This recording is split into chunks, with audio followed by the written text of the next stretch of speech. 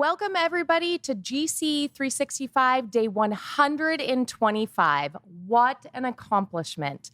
Today is May 5th, and I am Liz. I'm the 4th and 5th grade pastor here at the Mill Creek campus.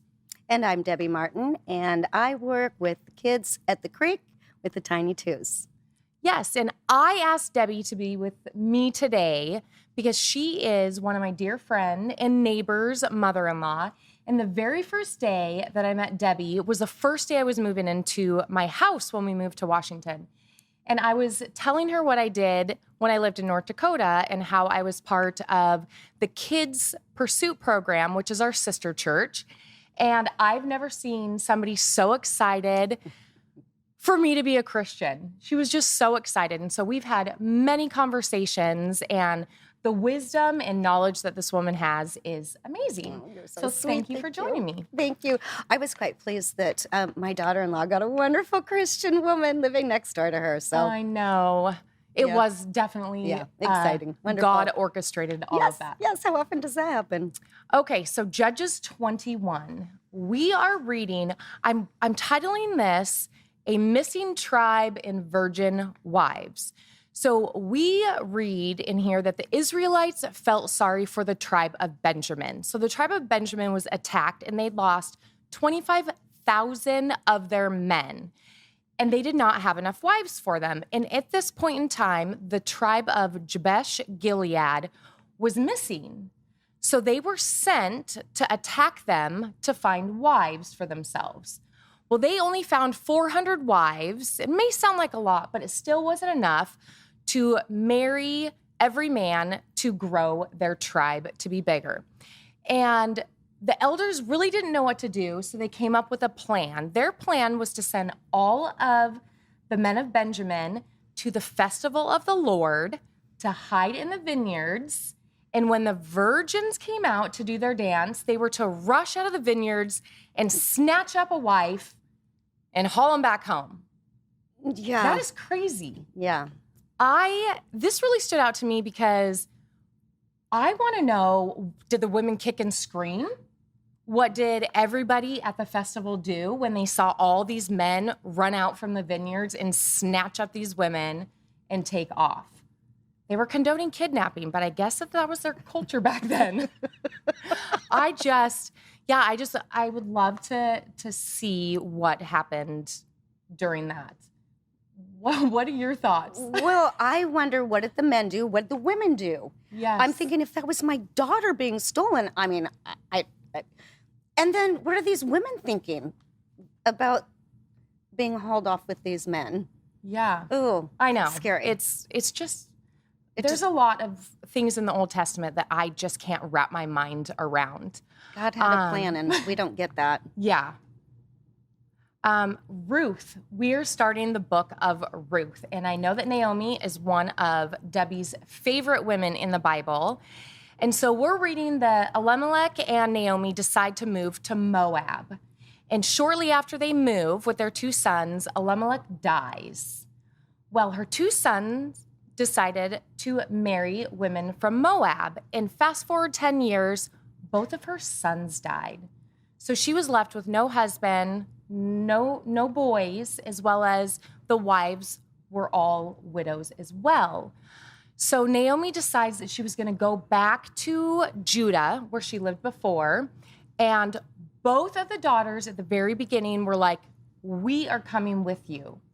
Naomi didn't really want them to come. She thought it would be better for them to go back home to their mothers and find husbands so that they can have a fruitful life.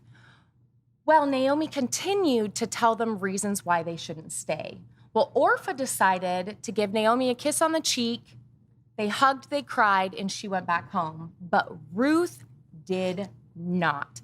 And I love this in verse 16 and 17. It says that Ruth hung on to her tight and said, "Don't ask me to leave you and turn back. Wherever you go, I will go. Wherever you live, I will live. Your people will be my people, and your God will be my God. Wherever you die, I will die, and there I will be buried." So Naomi had gone through so much with losing her husband and her boys. Mm-hmm. I know that you love this verse. Tell me why you love it. Well, first of all, I just love that Ruth loved her mother-in-law so much. Yes. I'm so blessed to have wonderful daughter-in-laws. And so to just know that Ruth loved her so much that she wanted to go with her, be with her. And was it because she wanted to be to know God? Because Naomi was such a wonderful woman. I mean, that's what I think. It's got to be that Naomi was so wonderful and had such a love for the Lord that she wanted to follow her? Or was it because she wanted to take care of Naomi? Yes, and that's what I thought. I was wondering if Ruth went because she knows that Naomi had gone through so much and she wanted to take care of her and love her. But I also wondered, was Naomi the one who brought Ruth to faith? And she just saw Naomi's faith and she wanted to be around that and her God and her people. So I know we're just starting to read Ruth, so we're going to find out a lot more. But there was a lot of questions that I had. So John 4, I love this part. There's so much in here that is just so great to read. So Jesus comes upon a well where there was a Samaritan woman standing there, and he asked her for a drink of water. And she was wondering why this man was asking her, because he was Jewish and she was a Samaritan, and Jewish people did not want anything to do with the Samaritans. So in verse 9, she said to Jesus, "You are a Jew and I'm a Samaritan woman. Why are you asking me for a drink?" And I love Jesus's reply. He says, "If you only knew the gift God has for you and who you are speaking to, you would ask me and I would give you living water." Well, then she questioned Jesus. She was like, "Where do I get this living water? Like, can you give it to me?" And he replies, "Anyone who drinks this water will soon become thirsty again, but those who drink the water I give will never be thirsty again." And when I read this, it was kind of convicting, because I know in my life, especially when I was in my early 20s, I was trying to quench my thirst with worldly things. I wasn't seeking out God at that point in time. And so I wanted to feel loved. I wanted to have that self-worth. I wanted that acceptance. And I was seeking out all these different things, and it would help for a short amount of time, but it didn't last. And here it is saying that if you seek out God, he will give you that. He's the only one that can make you truly feel loved. You can't find that in a human. Everybody's going to disappoint you, but God will never disappoint you, and he's going to give you all of what you seek in worldly things. What are your thoughts? Well, first of all, I wonder what she was thinking when first of all, he's talking to her. We already discussed that, right? Yeah. It's like, what are you talking to me for? And then for him to offer her living water, and for her to even feel like something that would, like you said, be such an amazing gift, such an amazing thing. Yes. And yeah, I have to agree with you. We've gone down roads where just having Jesus and some of the choices we've made in our lives, and to be able to have that is... Yeah. It is awesome to know that we have that in our God. Well, shortly after that, what I love is in verse 16, it says, Jesus said, "Go get your husband." When she asked Jesus to give her the living water, her reply was that she didn't have a husband, and Jesus called her out. He totally called her out. What did he say? I think you've had 5 husbands, and you're currently living with a guy that she's not married to. Yeah. Yeah, so he completely called her out. But what I love about this is he used this woman who had been married 5 times and was currently living in sin to bring people to know Jesus, because she ran back to her people and brought them to Jesus. And it says that people became believers because of that. So God is using this woman that people look down upon, this Samaritan woman, to bring people to Christ. And that she was such a sinner, and he Yes. loved her anyway and was giving her this. Yeah. Yeah, that is just, It's great. It's I love a beautiful all of story. that. So has God ever called you out on what you're doing? A few times. A few times. Yes, he Well- has.